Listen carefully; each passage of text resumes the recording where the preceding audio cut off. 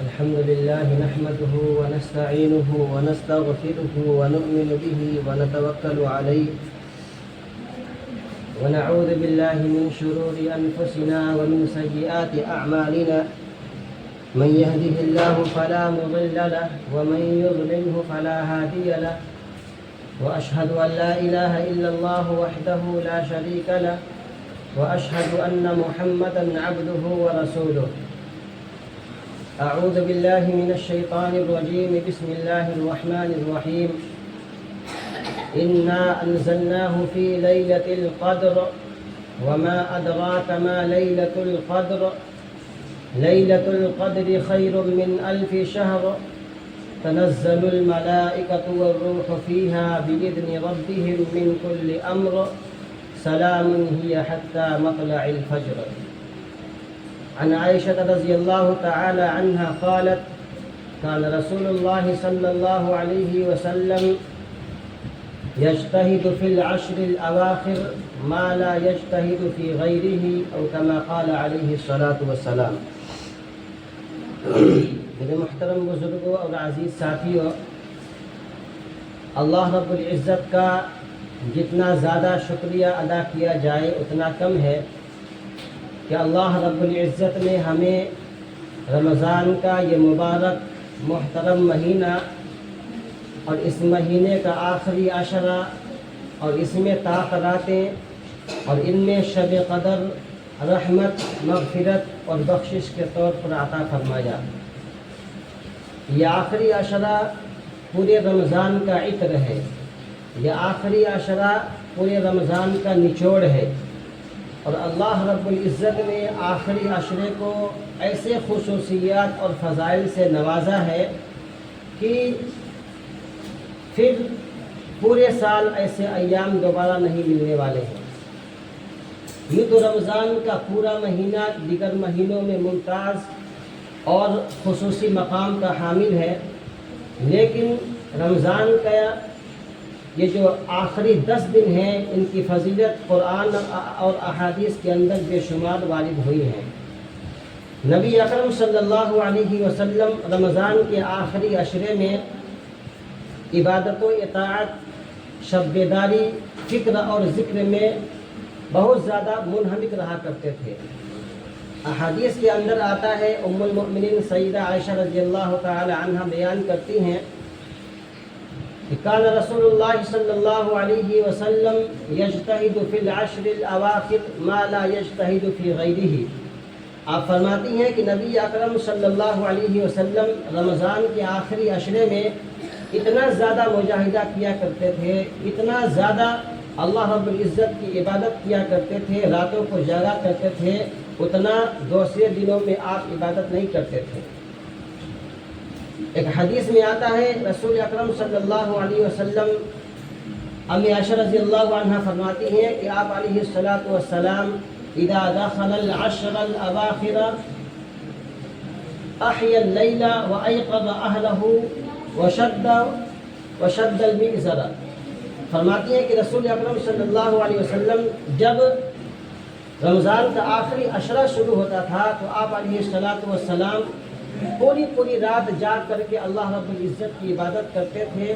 اور ایک روایت میں آتا ہے وشد المئزر کہ آپ اپنے کمر کو کس لیا کرتے تھے، ازار کو، تہبند کو مضبوطی سے باندھ لیا کرتے تھے. وَأَيْقَظَ أَهْلَهُ اور تمام گھر والوں کو راتوں کو جگا کر اللہ کی عبادت کیا کرتے تھے. تو رمضان المبارک کا جو آخری عشرہ ہے اس کی سب سے اہم فضیلت اور سب سے زیادہ خصوصیت یہ ہے کہ اس آخری عشرے میں ایک ایسی رات آتی ہے جو 1000 مہینوں سے افضل ہے، 1000 مہینوں سے بہتر ہے. اور اسی رات کو قرآن کریم جیسا انمول تحفہ دنیائے انسانیت کو ملا. اور اس رات کی فضیلت میں اللہ رب العزت نے پوری صورت نازل فرما دی. جس صورت کی تلاوت میں نے خطبے میں کی ہے. اللہ رب العزت فرماتے ہیں انا انزلناہ فی لیلۃ القدر، یقیناً ہم نے قرآن کریم کو شب قدر میں اتارا ہے. وما ادراک ما لیلۃ القدر، اور آپ کو معلوم ہے کہ لیلۃ القدر کیا ہے، شب قدر کیا ہے.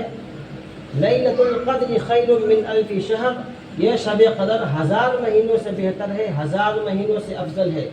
تنزل الملائکۃ والروح فیہا بإذن ربہم من کل امر، کہ شب قدر کی رات میں فرشتے اور جبریل امین علیہ السلام اپنے رب کی اجازت سے آسمان دنیا پہ اترتے ہیں۔ سلام ہی حتی مطلع الفجر، یہ پوری کی پوری رات سلامتی والی ہوتی ہے اور صبح صادق تک یہ سلامتی باقی رہتی ہے۔ ایک سوال یہاں پیدا ہوتا ہے کہ آخر اللہ رب العزت نے لیلۃ القدر خیر من الف شہر کیوں فرمایا؟ اللہ رب العزت نے یہ کیوں فرمایا کہ یہ شب قدر والی جو رات ہے یہ 1000 مہینوں سے بہتر ہے، 1000 مہینوں سے افضل ہے؟ آخر یہ جو صورت نازل ہوئی ہے سورۃ القدر، اس کا شان نزول کیا ہے؟ اس صورت کا پس منظر کیا ہے؟ تو ایک موقع پر نبی اکرم صلی اللہ علیہ وسلم نے صحابہ کرام کے سامنے پچھلی امتوں کے عابدین کا تذکرہ فرمایا۔ آپ نے فرمایا کہ اس سے پہلے جو امتیں گزری ہیں ان کی عمریں بہت زیادہ ہوتی تھی، لمبی لمبی ان کی عمریں ہوا کرتی تھی۔ خود قرآن کریم کے اندر اللہ رب العزت نے سیدنا نوح علیہ السلام کے حوالے سے بیان فرمایا فَلَبِثَ فِيهِمْ أَلْفَ سَنَةٍ إِلَّا 50 عَامًا، کہ نوح علیہ السلام کی عمر 950 سال تھی، اور دیگر امتوں کی جو لوگوں کی عمریں تھیں وہ بھی زیادہ ہوا کرتی تھی۔ کسی کی عمر 400 سال، کسی کی عمر 500 سال ہوئی، کسی کی عمر 700 سال ہوئی، کسی کی عمر 1000 سال ہوئی۔ تو جب پچھلی امتوں کے لوگوں کی عمروں کا تذکرہ صحابہ کرام کے سامنے کیا گیا تو صحابہ کرام حیرت میں پڑ گئے۔ آپ نے حسرت کا اظہار کیا، افسوس کا اظہار کیا اور فرمایا کہ یا رسول اللہ صلی اللہ علیہ وسلم، ان لوگوں کی عمریں اتنی زیادہ ہیں، یہ لوگ اللہ کی خوب عبادت کیا کرتے تھے، ان کی نمازی بھی زیادہ ہیں، ان کے جو کہ روزے بھی زیادہ ہیں، ان کے ذکر و اذکار بھی زیادہ ہیں، ان کی نفلی عبادات بھی زیادہ ہیں، ان کے تہجد بھی زیادہ ہیں، اور ہماری عمریں تھوڑی ہیں، ہماری عمریں قلیل ہیں، تو ہم عبادات میں ان کا مقابلہ کیسے کر سکتے ہیں؟ عبادات میں ان تک کیسے پہنچ سکتے ہیں؟ یہ حیرت کا اظہار کیا، افسردگی کا اظہار کیا صحابہ کرام نے۔ تو اسی پس منظر کے تحت سورۃ القدر نازل ہوئی اور اللہ رب العزت نے امت محمدیہ کو ایک پیغام دیا، اور بڑی لاڈ سے، بڑے پیار سے، بڑی شفقت سے اللہ رب العزت نے فرمایا کہ میرے محبوب کے امتیوں، تمہیں گھبرانے کی ضرورت نہیں ہے، تمہیں افسوس کرنے کی ضرورت نہیں ہے، تمہیں حسرت کا اظہار کرنے کی ضرورت نہیں ہے۔ بھلے ہی تمہاری عمریں چھوٹی ہیں، تمہاری عمریں قلیل ہیں، لیکن میں تم کو تحفے میں ایک ایسی رات دے رہا ہوں کہ اگر تم اس رات میں عبادت کر لو گے تو اس رات، ایک رات کی عبادت کرنا اللہ رب العزت کے نزدیک 1000 سال عبادت کرنے سے زیادہ ہے۔ اسی طرح قرآن کریم میں اللہ رب العزت نے بیان کیا لیلۃ القدر خیر من الف شہر، اگر کوئی شخص شب قدر کی رات میں عبادت کر لیتا ہے، اللہ کو راضی کر لیتا ہے، نوافل کا اہتمام کر لیتا ہے، تو اس ایک رات کی عبادت کرنا اللہ رب العزت کے نزدیک 1000 سال عبادت کرنے کے برابر ہے، اس سے بھی کہیں زیادہ افضل ہے۔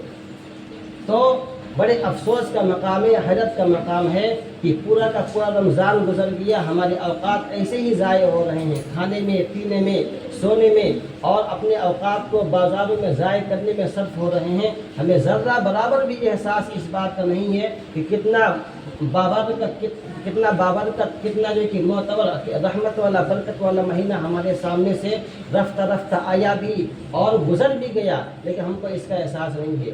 شب قدر کی 5 راتیں ہوتی ہیں، آپ کو پتہ ہوگا، ایک 21 کی، 23 کی، 25 کی اور 27 کی۔ یہ 4 راتیں ہمارے زندگی سے، ہمارے آگے سے گزر چکی ہیں، لیکن ہمیں اس کا احساس نہیں ہے۔ ایک رات اور بچی ہے جو 29 کی رات ہے، اگر 30 کا چاند ہوا تو ہم کو وہ رات مل جائے گی، اگر 29 کا چاند ہوا تو وہ رات بھی ہمیں میسر نہیں ہوگی۔ تو آج 27ویں روزہ ہے، 2-3 دن 4 دن کا ٹائم ہے، جتنا زیادہ ہو سکے اپنے رب کی عبادت کر لے، اللہ کو راضی کر لے، اللہ کو منا لے، اس سے میں ہماری بھلائی اور بہتری ہے۔